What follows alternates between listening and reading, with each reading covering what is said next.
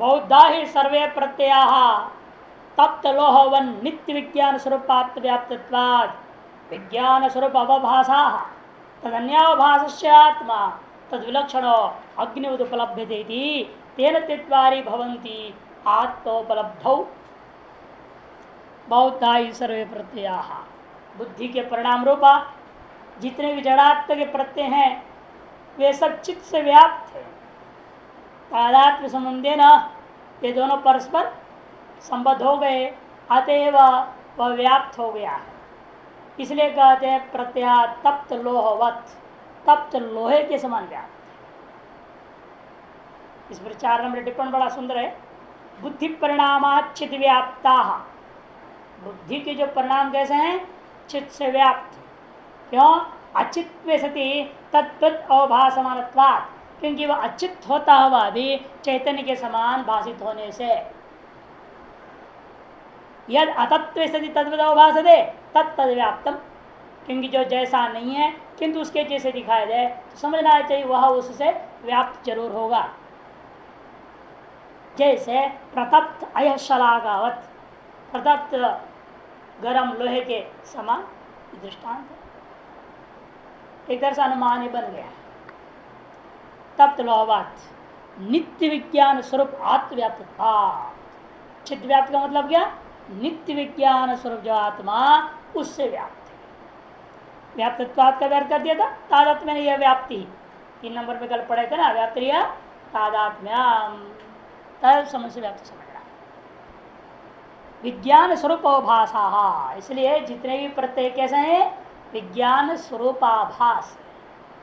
अतएव जो आभास होगा तो उससे भिन्न ही होगा ना। उस आभास का कारणीभूत तो मुख्य तत्व क्या होगा? उससे विलक्षण होगा। जैसे लोहा कैसा है? वह वन्य आभास है, तो वन्य आभास रूपा है तप्त लोह। तप्त लोहा वन्य का आभास रूप है ना। तो आभास रूपा तप्त लोह से वन्य भिन्न है या नहीं? अवश्य ही भिन्न है। इसी प्रकार से ये बुद्धि के प्रत्यय लोहा के समान है, जड़ है, और ये क्या कहे जा रहे हैं? चिदाभास है, नित्य विज्ञान स्वरूपाभास हो रखा है। इसका मतलब क्या हुआ?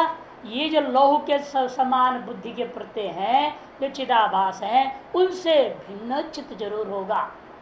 जैसा तप्त लौह से भिन्न वन्य होता है, उसी प्रकार से आभास से युक्त जो यह प्रत्यय है बौद्ध बुद्धि के परिणाम, उससे भिन्न जरूर होगा चैतन्य।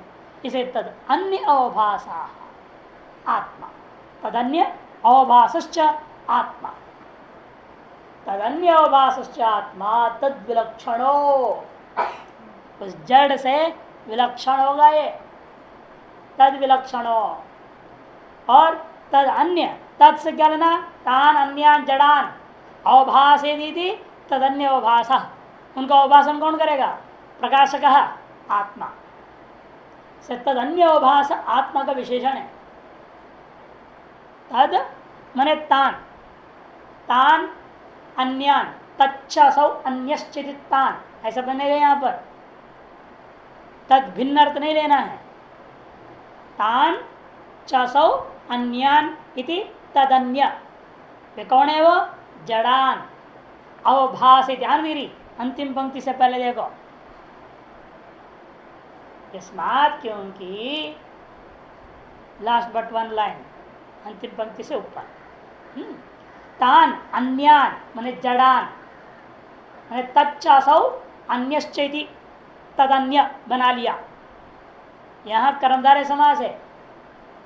तेषाम अन्य या तद भिन्न ऐसा अर्थ नहीं है यहाँ पर, इसे जान के दिखा रहा हूं। तान अन्यान कौन है? वो जड़ान अवभाषयति प्रकाशयति योसो स तदन्यावभाष। कौन है वो? प्रकाशन करने वाला आत्मा। आत्मा सर्व जड़ विलक्षणो, तद विलक्षण हमने तत् से कौन? वही तान जड़ान, सर्व जड़ान सकल जड़ों से विलक्षण है।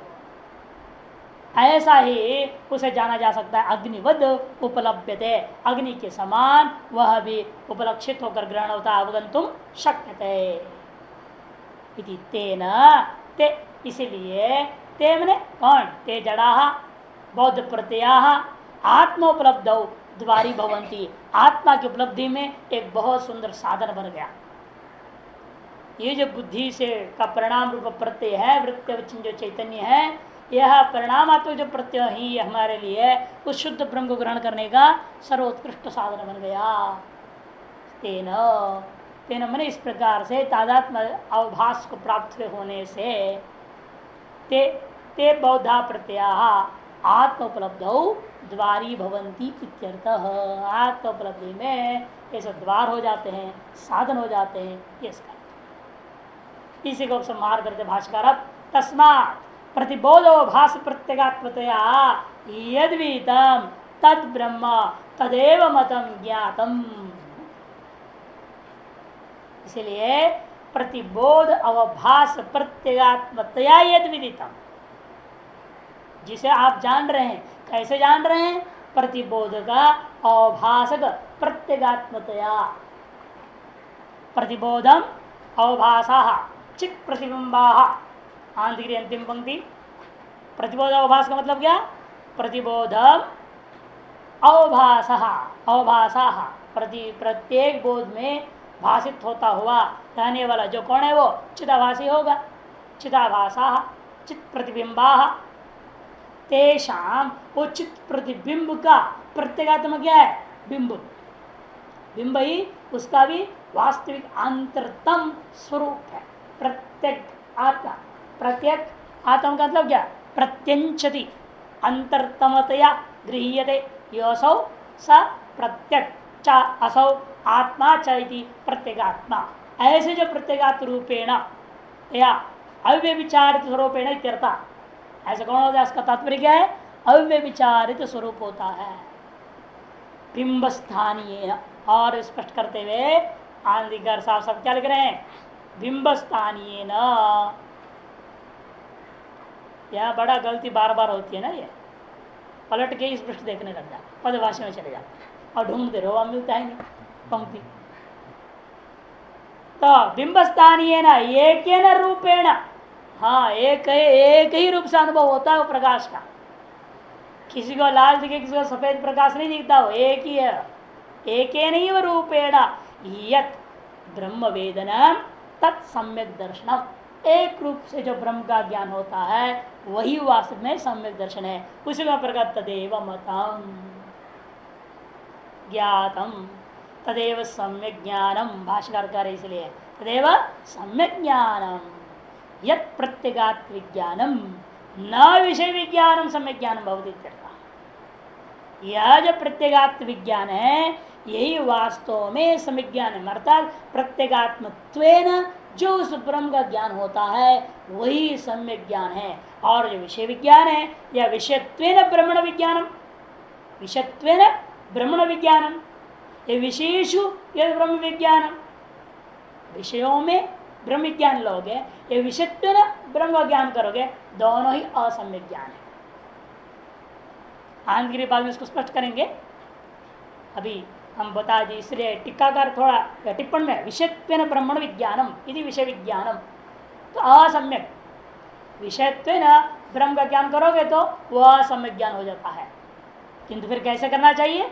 आत्मत्वेन, भाष्कर कहते हैं केवल आत्म रूप से जानो उसको, आत्मा है। आत्मत्वेन यदि ज्ञातम तत्सम्यक ज्ञानम भवति। प्रत्येगात्मा नमि काठ गए, क्योंकि कठोर परिषद में साफ साफ बोला है आवृत चक्षु है ना, प्रत्येगात्मा नमैक्षत वहां पर आया। इसलिए वहां ऐसे कहा है प्रत्येगात्मा को ही उसने अनुभव किया, देखा। देखा तो मतलब क्या? जानना। जानने का मतलब अनुभव करना। प्रत्येगात्म रूप से उसको अनुभव कर लिया, विषय रूप में अनुभव नहीं किया। अमृतत्व विविंदती हेतु वचनम।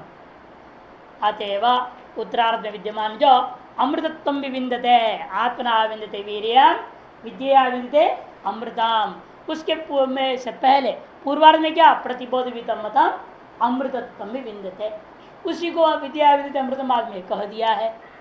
तो अमृतत्व में विंदते क्या है? ये हेतु वचन है। प्रतिबोध वेतम मतम, इस वाक्य के प्रति अमृतत्व में विंदते यह हेतु वचन हो जाता है। क्यों?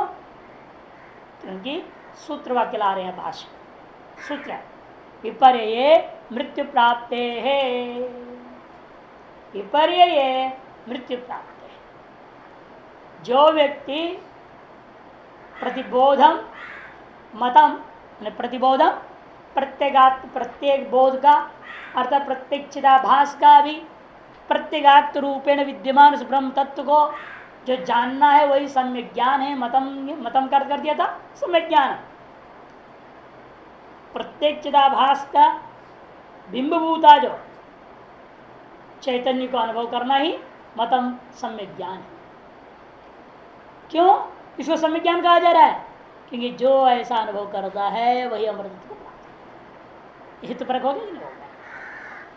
जिसको जानने पर जिस सम्यक ज्ञान के वजह से मुझे अमृत की प्राप्ति होती है, इसलिए उस ज्ञान को हम क्या कहेंगे? सम्यक कहेंगे ना। जिस ज्ञान को प्राप्त करने के बाद हमें अमृत प्राप्त ना होवे वह ज्ञान सम्यक ज्ञान नहीं है। ज्ञान तो सभी के पास है, किसके पास नहीं है ज्ञान? लेकिन कौन सा ज्ञान है? सबको संसार का ही ज्ञान। कोई किसी में एक्सपर्ट है, कोई किसी में एक्सपर्ट है। दुनिया में कोई ऐसा नहीं है जो उस्ताद नहीं है। अपने अपने काम को उस्ताद तो सभी है ना। हम मछुआरे देखो मछली पकड़ने में उस्ताद है। ऐसे भयंकर बाड़ों में भी चले जाते हैं और वो जो है पकड़ के लाते हैं। अपने काम में मस्त है, सम्यक ज्ञान है उनको अपने विषय का। लेकिन वो ज्ञान अपने विषय का भले सम्यक ज्ञान है, लेकिन वास्तव में वो सम्यक ज्ञान नहीं है। क्यों? उससे अमृतत्व की प्राप्ति नहीं होती है। इसे अमृतत्व में विंदते है यदि हेतु वचना, क्योंकि विपर्य मृत्यु प्राप्त है। उस पर देखिए पहलांगिरी ब्रह्मण आत्मत्व विषयत्व असंभवात। ब्रह्म जो है आत्मत्व ही ज्ञात होने लायक है, विषयत्व ज्ञान होने लायक नहीं है। अद्वयानंद रूप सर्वज्ञत्व धर्मगस्य ब्रह्मण शास्त्रीक समिधिगम्यत्व तटस्थस्य अप्रोक्षत्व न संभवति। अद्वयानंद रूपा सर्वज्ञत्व धर्म वाला जो ब्रह्म है शास्त्रीक समिधिगम्य होता है, और ऐसा जो तटस्थ वस्तु है उसका कोई अप्रोक्ष नहीं कर सकता। किंतु प्रत्येक रूपेण विपरीत काटके भी विशेषणम इत्यर्थः। प्रत्येक रूपेण इसको अनुभव किया जा सकता है। इस अभिप्राय से भाष्यकार ने काटक में भी प्रत्यगात्मान इच्छत, ऐसा प्रत्येक आत्मान इच्छत क्यों नहीं कहा? प्रत्येक क्यों जोड़ा वहां पर? आत्मान इच्छत बोल देते। यह प्रत्येक विशेषण क्यों दिया कठोपनिषद में? इसीलिए कि प्रत्येक चिदाभास का भी बिंबभूता जो चेतन आप स्वयं है वो प्रत्येगात्मा है। जीव ही ब्रह्म है ना, जीव ही प्रत्येगात्मा है। केवल आत्मज्ञान से ब्रह्म को पकड़ लोगे आप, प्रत्येगात्मा से जीव ही है। और जीव क्या है? वही ब्रह्म में अभिन्न हो जाता है। इसे प्रत्येगात्म रूपेण ही वह, इसलिए पहले हमें अपने जीव भाव को परित्याग करता अपने आत्मा को प्रत्येगात्मा को ब्रह्म रूपेण अनुभव करना जरूरी है। ये अनुभव कर लोगे तो बाकी अपने आप हो गया। लोग समझते हैं कि शास्त्रों में इसलिए जोर दिया जाता है तुम पदार्थ पर तुम को जान, तुम के लक्ष्यार्थ को जान लिया तो काम हो गया। कि जो तुम के लक्ष्यार्थ है वही ब्रह्म है, वो अलग तो है नहीं। तुम शोधन पूर्वक प्रत्येगात्मा को जान लिया तो काम हो गया। इसे इनका कहना है कि इसलिए काठकोपनिषद में भी यह प्रत्येक के विशेषण देना पड़ा। प्रत्येक तो 10 नंबर टिप्पणी से क्या विशेषण दिया वहां? प्रत्यक्तम, प्रत्यक्ष जो विशेषण है वो प्रत्यक्तया अपरोक्षम ब्रह्म ज्ञानम तदेव सम्यक् ज्ञानम इत्यत्र को हेतु हो।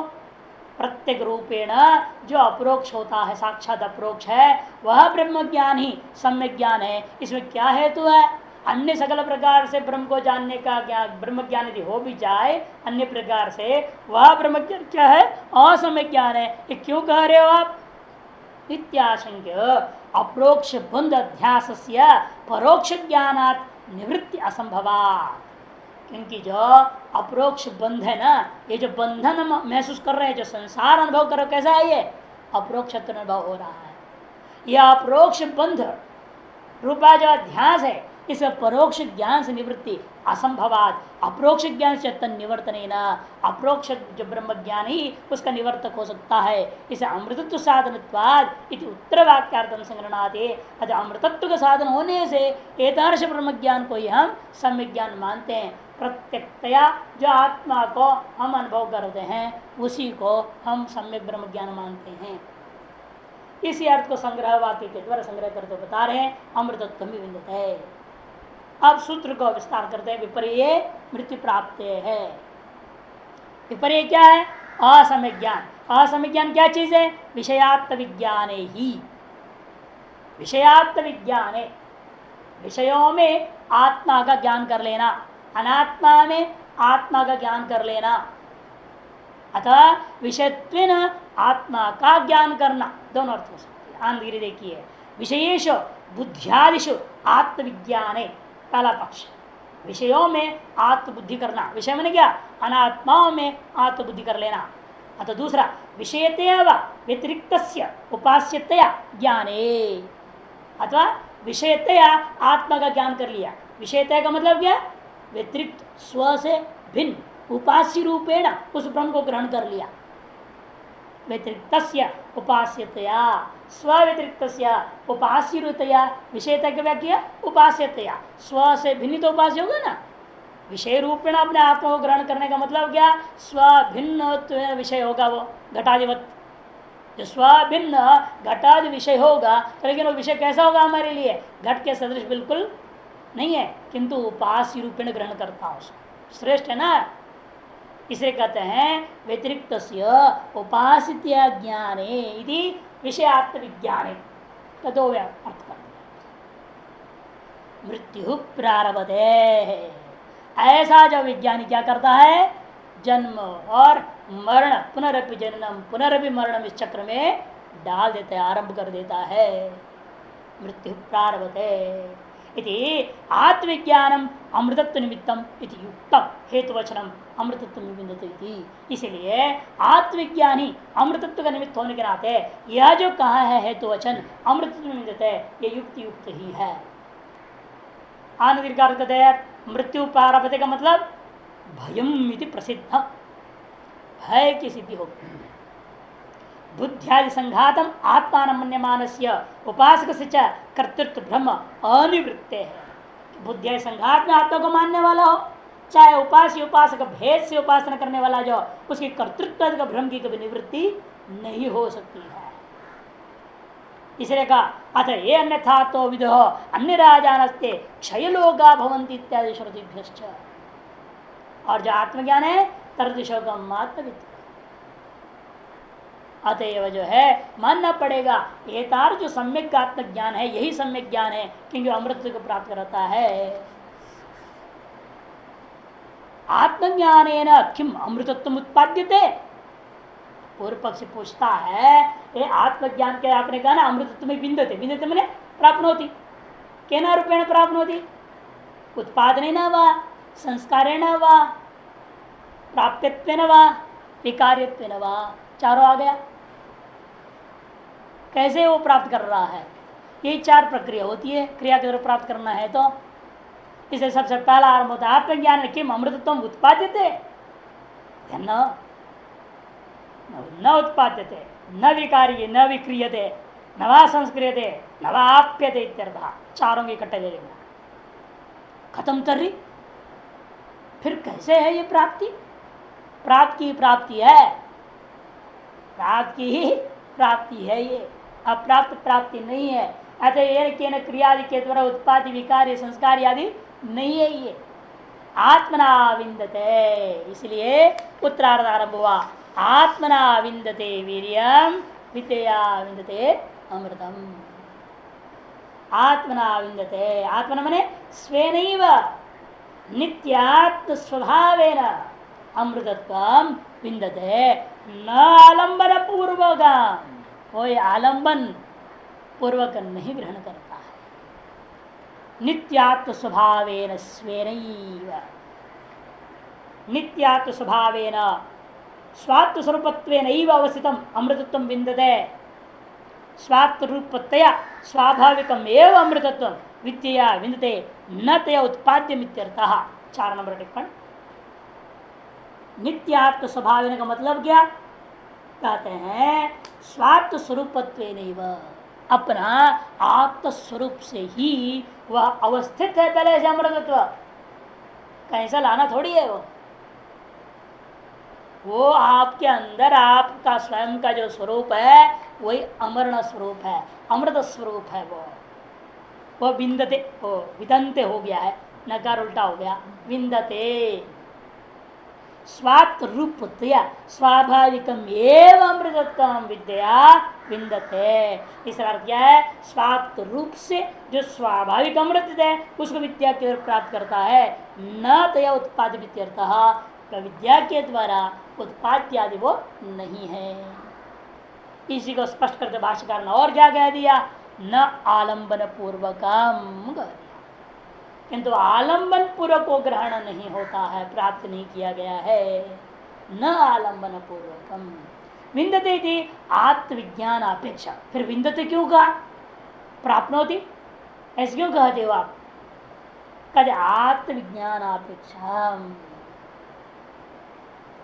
किंचित उपास्य को आलंबन करके तद उपासना का अध्यास आदि के द्वारा उस उपासना आदि के द्वारा साध्य रूपेण वह ब्रह्म ग्राह्य नहीं है। ये तो ठीक है, लेकिन फिर कैसे प्राप्त करता है? तो प्रश्न उठेगा, तब कहते जवाब देते नहीं नहीं, आत्मविज्ञानापेक्षम आत्मविज्ञानेन मर्त्यत्व ब्रह्म निवृत्ति अपेक्ष्य अमृतत्व उपचर्यते। आनगिरी में आत्मविज्ञानापेक्षम का मतलब क्या? आत्मविज्ञान के द्वारा मर्त्यत्व ब्रह्म निवृत्ति जो हो रही है ना, ये जो अध्यास के कारण से अपने आप को क्या मान रहे हैं आप? मूर्ति मानते बैठे हुए हैं, है ना? डेट ऑफ बर्थ और डेट ऑफ डेथ लिए बैठे हुए हैं ना, दोनों ही गलत है। तो वो जो निवृत्ति हो रहा है इस ज्ञान के द्वारा, उसकी निवृत्ति, उस भ्रम की निवृत्ति की अपेक्षा दृष्टिकोण से कह दिया जाए प्राप्त। इसे कहते हैं मर्तित्व भ्रम निवृत्ति में अपेक्षा अमृतत्व उच्चर्यते। अमृतत्व की प्राप्ति का औपचारिक कथन मात्र हो रहा है विन्दते शब्द के द्वारा। तत्प्राप्ति रुक्ता टिप्पण का पूरा कर दिया उसको, उपचर्यते तत्प्राप्ति उपयुक्ता औपचारिक रूपेण प्राप्ति का यहाँ कथन किया गया है। मुख्य रूप से प्राप्ति नहीं है। जैसे आप यहाँ से चलते हो गांव को प्राप्त करते हो, और मुख्य रूप से है ना, बहुत कुछ यहाँ साधना अपनाना पड़ता है और जाना पड़ता है, गाड़ी घोड़ा पकड़ने पड़ते हैं, तब जाके चलते हैं आप वहाँ पहुँच जाते हैं। वैसे यहाँ प्राप्ति नहीं है। यदि च आत्मनैव अमृतत्व मिलते किम पुनर्विद्या क्रियते? तो पूर्व पक्षी कहता है यदि अपने आत्मस्वरूप से ही वह स्वाभाविक नित्य प्राप्त अमृतत्व को ही प्राप्त कर रहा है कहते हो, फिर बीच में विद्या ने क्या किया? किम पुनर्विद्या क्रियते? हे विद्या के तुम क्या करना चाहते हो? फिर क्यों लफड़ा में पाल रहे हो विद्या की? बहुत बड़ा लफड़ा है ये तो। विद्या कितनी परेशानी उठानी पड़ती है इसके चक्कर में। घर द्वार छोड़ो, इतना दूर रहो, जंगल में सारी असुविधाओं के बीच में, पानी पियो नहीं, दूध नहीं, क्या झंझट मोल लिए हुए हैं इस विद्या के चक्कर में। बेमतलब पढ़ाने की भी एक झंझट ही है। आप पढ़ने के लिए झंझट लिए बैठे हो, हम पढ़ाने के चक्कर में ले 12 साल का संकल्प कर ले। जब दुनिया बुलाती रहती, परेशान करती है, तो क्या करें? उनसे बचने के लिए कह दिया 12 साल क्षेत्र बन गया, छुट के पाओ। भंडारा नहीं खाएंगे, प्रवचन नहीं करेंगे, कथा नहीं करेंगे, सब नियम बना डाल दिया। हमें कोई नियम की जरूरत नहीं है, है? पढ़ाना है तो फिर करना पड़ेगा नियम, नहीं तो क्या होगा? भागते रहोगे, बीच में भागते रहो। 4 दिन 6 दिन छुट्टी पाओ, फिर 4 दिन छुट्टी, हर 15 दिन में 4 दिन छुट्टी वैसे ही मिल रही है छुट्टी, और ऊपर से और छुट्टी हो जाएगी कार्यक्रम के चक्कर में। इन सब के बचने के लिए बढ़िया नियम है ना ये सब। ये फिर भी दिमाग खराब करते। फोन फोन भी बात मात करो, झंझट वो भी खत्म कर दे। ना टी करेगा, ना सुनना है, ना कोई झंझट। अरे ऐसे दूर बैठो जहाँ कोई आवे नहीं जल्दी आसानी से, नाम ही नहीं लेते। एक बार आते तो डर जाते, कहता यार बस दूर से प्रणाम करने ठीक है। ऋषिकेश से याद कर लेंगे, दिल्ली से याद कर लेंगे, जाना नहीं। और उसे जब आगे आते हुए गाड़ी फिसल के गिर जाए फिर तो आदमी तो ऊपर आएगा ही नहीं नाम ही नहीं लेगा आने का। कईयों का हुआ 2-3 लोग ऐसे गिर के फिसल गए, वो कहते महाराज बरसात के दिन में तो बिल्कुल नहीं आना है वहां। तो इसलिए कहते हैं कि ऐसा क्यों विद्या की तरह लफड़ा क्यों कर रहे हो आप, किम पुनर्विद्या क्रियते। पूर्व पक्ष बड़ा सुंदर प्रश्न पूछा, तब जवाब देते हैं अनात्म विज्ञान निवर्तयंती सा तन्निवृत्तिया स्वाभाविक समृद्धत्व से निमित्तम इति कल्प्यते।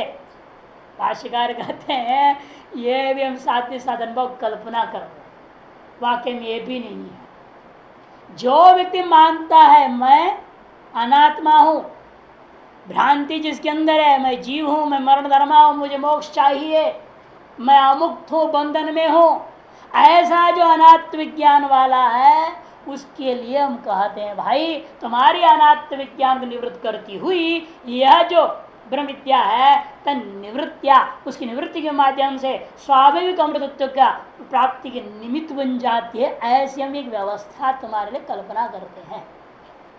अज्ञानियों के लिए यह व्यवस्था कल्पना की गई है, नहीं तो वास्तव में न कोई ब्रह्म विद्या है, न कोई वेद है, न कोई उपनिषद है, कुछ भी नहीं। जैसे देवता इच्छानुरूपो बलि, जैसा देवता वैसा पूजा। भरभट देवता को हरभट पूजा, बिहारी में कहावत है। जैसा देवता वैसा पूजा करनी पड़ती है, क्या करें। वैसे जैसा अज्ञानी है उसको वैसी एक व्यवस्था देनी पड़ती है। आपके जिस प्रकार का ज्ञान होगा उसी प्रकार की आपके लिए व्यवस्था मान लिया गया। आप कर्तृत्ववादी है, कामना वाले, स्वर्ग को चाहते हैं, ठीक है, वेदों में इसलिए कर्मकांड की व्यवस्था कर दी गई। नहीं आप चाहते हिरण्यगर्भ देव भाव की प्राप्ति करनी है, चलो चलो बेटी तुम्हारे लिए उपासनाओं की व्यवस्था कर दिया गया।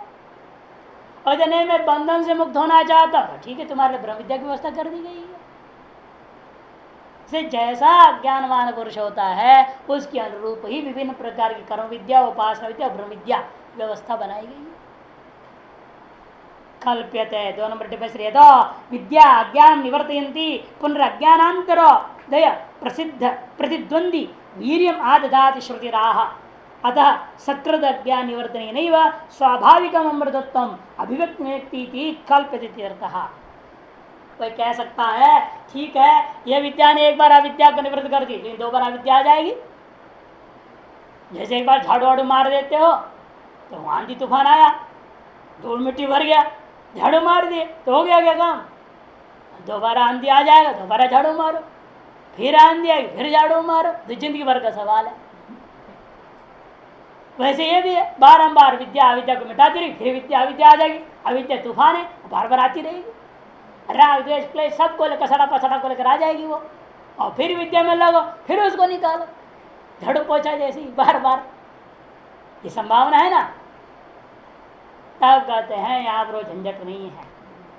विद्या विद्या अज्ञान निवर्तयन्ति, क्या करती है, वीर्यम। दूसरे मंत्र में क्या था वहां पर, आत्मना विंदते वीर्यम। वो वीर वो यहाँ जोड़ रहे हैं, यदि भाष्यकार जोड़ा नहीं था ना, से टिप्पणकार जोड़ दे रहे हैं उस बात को, नहीं तो शंका आ जाएगी। 2 बार आ जाती है अविद्या, फिर विद्या करो, फिर अविद्या, फिर विद्या, ये चक्कर तो कोई आदि अंत तो है नहीं, घन चक्कर बन जाएगा। तब कहते बात जैसा है तो सुनो, पुनर्अज्ञानांतरोदय प्रतिद्वंदी, अज्ञानांतरोदय का प्रतिद्वंदी वीर्यम आदधाति, ऐसा वीर्य को आधान कर देती है आपकी इस अंतकरण में। और उसके बाद प्रारब्ध कर्म के क्षय से जब अंतकरण नष्ट हो जाएगा, अत्रैव प्राणा सौर्यन्ते, सारा ये मिट जाएंगे, सारा भूत भूतों में चले जाएंगे, है ना, देवता देवताओं में लीन हो जाए, तथा अंशों में जितने भी अंश आए हुए वो अपने अंशियों में चले जाएंगे। सारे भूत जो पंचभूतात्मक शरीर पंचभूतों में लय हो जाएगा। अज्ञानी का दृष्टिकोण से, अन्य अज्ञानियों के दृष्टिकोण से कहा जा रहा है, नहीं तो न भूत है न देवता है न कुछ है। इसलिए कहते हैं कि वो ऐसा वीर्य का आधान कर देता था, सकृत अज्ञान निवर्तने नैव स्वाभाविक अमृतत्व विनक्ति कल्पते। सकृत एक बार अज्ञान की निवृत्ति के द्वारा स्वाभाविक अमृतत्व का युवा अभिव्यक्त कर देती है। विद्या क्या विलक्षण सामर्थ्य है, ये यहाँ कहना है। यथा वीर्यम विद्या विंदते थी, जिसलिए कहा है कि भाई वीर्यम विद्या विंदते, वीर्य को विद्या के द्वारा सामर्थ्य को विशेष प्राप्त कर लिया गया है। क्या है वो वीर्य? वीर्यम सामर्थ्यम है कि नहीं? नहीं तो फिर सब नपुंसक आ कहेंगे हमको वीर्य मिल जाएगा, चाहे हम सब पुरुष हो जाएंगे, ब्रह्म विद्या को पढ़ेंगे हम सब पुरुष हो जाएंगे। कहते नहीं नहीं, क्या वो वीर्य की बात नहीं हो रही, तेरी पुरुषत्व लाने वाली वीर्य नहीं है। ये वीर्य क्या है? सामर्थ्य है। कौन चीज का सामर्थ्य? पौरुष का सामर्थ्य वो नहीं। अनात्मध्यारोप माया स्वांत ध्वांत अनभिभाव्य लक्षण बलम विद्या विंदते। कहते हैं अनात्म अध्यारोप को करने वाली, अनात्मा में आत्मा का अध्यारोप और आत्मा में अनात्मा को अध्यारोप करने वाली कौन है? वो माया। वह माया स्वांत ध्वांत अनभिभाव्य लक्षण, स्वांत स्व का अंत हो गया। यह अंत से तात्पर्य है विस्मृति, स्वस्य विस्मृति, उस माया के द्वारा स्व की विस्मृति हो गई। आत्मा में अनात्मा का अध्यारोप करने वाली इस माया के द्वारा स्व का विस्मृति हो गई। उस विस्मृति रूपी ध्वांतम अंधकारम अज्ञानम, विस्मृति रूपी जो घोर अंधकार है उसको दोबारा अनभिभाव्य लक्षणम बलम, उस अज्ञान रूपी घोर अंधकार को दोबारा अभिभाव्य का विरोधी अनभिभाव्य, दोबारा अभिव्यक्त न होने का रूपी जो विलक्षण बल है वह बल विद्या के द्वारा प्राप्त होता है। स्वस्य अंतो अवच्छेदो भवति। देखो आंधिरी स्वस्य मैंने स्वस्वरूपस्य आत्मनः अंत हो गया, आत्मा का अंत हो गया, नष्ट हो गया, मर गया आत्मा, ऐसा अर्थ नहीं करना। यहाँ अंत का अर्थ होता है नाश हो जाना, मर जाना, इसलिए कहते नहीं अवच्छेद हो गया। अवच्छेद हो गया का मतलब क्या? अपना निरवच्छिन्न स्वरूप की विस्मृति हो जाना ही अवच्छेद हो जाना।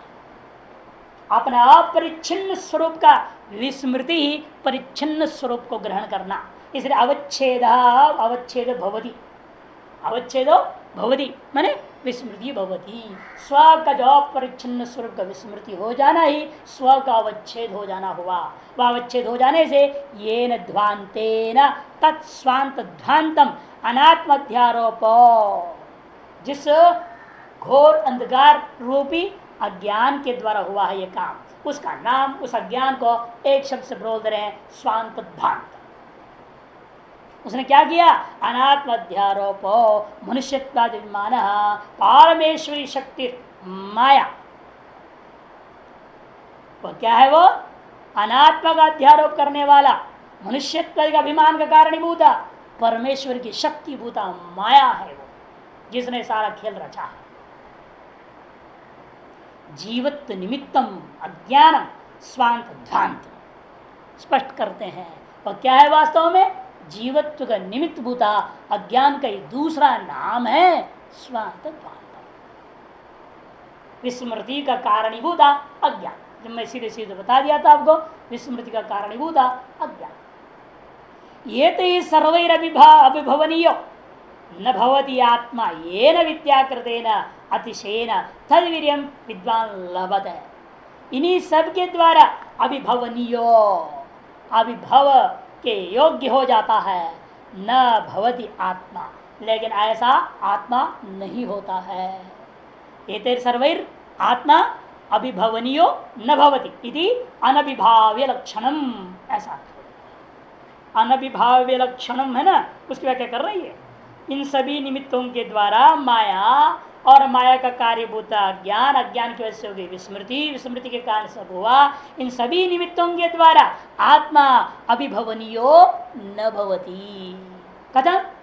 ये न विद्याकृतेन अतिशयेन तद्वीर्यं विद्वान लभते, जिसके द्वारा यह आत्मा दोबारा अभिभवनीय नहीं होता है, वह विद्याकृत अतिशयेन, विद्याकृतेन एक विलक्षण अत्यंत विलक्षण विद्याकृत वीर एक सामर्थ्य को विद्वान प्राप्त करता है, ये इसका अर्थ है। वह अतिशय क्या है वह भी बताने वाले हैं, उसकी अतिशयता को। तच्च की विशिष्टम अमृतम अविनाशी। वह सामर्थ्य कैसा है? वह सामर्थ्य वीर प्राप्त हुआ है विद्या से, वह अविनाशी है। यदि वो विनाशी होता तो फिर अज्ञान उसको नष्ट करके दोबारा हावी हो जाता, लेकिन वह अमृतम कह दिया, माने अविनाशी हो। अविद्याजम ही वीर्य विनाशी। अविद्याजन्य जो वीर्य है वो विनाशी है। अविद्याजन्यम अविद्याजम। अविद्याजम मैंने अविद्या अजम, ऐसा भी नहीं पच्छेद कर देना, गड़बड़। अविद्या और अजम कहो तो गड़बड़ होगा।